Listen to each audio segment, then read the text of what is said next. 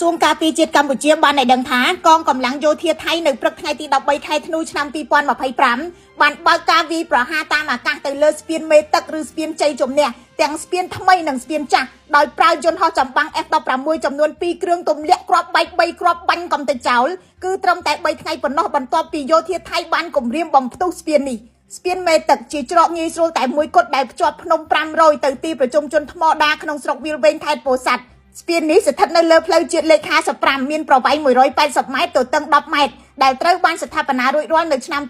2018ដោយក្រុមហ៊ុនចិន CRBC នេះបើយោងទៅតាមលោកផនរឹមអ្នកនាំពាក្យក្រសួងសាធារណការក្រសួងការពារជាតិបានប្រាប់លម្អិតថាស្ពានមេទឹកនេះត្រូវបានវាយប្រហារចំនួន2ដងជាប់គ្នានៅម៉ោង6:02នាទីនិងម៉ោង6:07នាទីព្រឹកហើយប៉ុន្មាននាទីបន្ទាប់ទៀត F16 របស់ថៃបានទម្លាក់គ្រាប់បែកបំផ្លាញរចនាសម្ព័ន្ធស្ពានចាស់ដែលនៅជាប់នឹងស្ពានថ្មីនេះក្រសួងបាននិយាយថាប្រតិបត្តិការផ្លូវអាកាសដូចគ្នានេះក៏បានកំណត់គោលដៅវាយប្រហារទៅលើអគារសន្តាគារនិងកាស៊ីណូនៅថ្មដាផងដែរថៃបានប្រើយន្តហោះចម្បាំង F16 ទម្លាក់គ្រាប់បែកនៅម៉ោង5:50នាទីព្រឹកនិងម្ដងទៀតនៅម៉ោង5:55នាទីបណ្ដាលឲ្យខូចខាតយ៉ាងធ្ងន់ធ្ងរសរុបមកក្រសួងការពារជាតិបានបញ្ជាក់ថា F16 របស់ថៃបានទម្លាក់គ្រាប់បែក7គ្រាប់នៅព្រឹកថ្ងៃទី13ខែធ្នូនេះហើយយន្តហោះយោធាថៃមិនទាន់ឈប់ទម្លាក់គ្រាប់បែកនៅឡើយទេ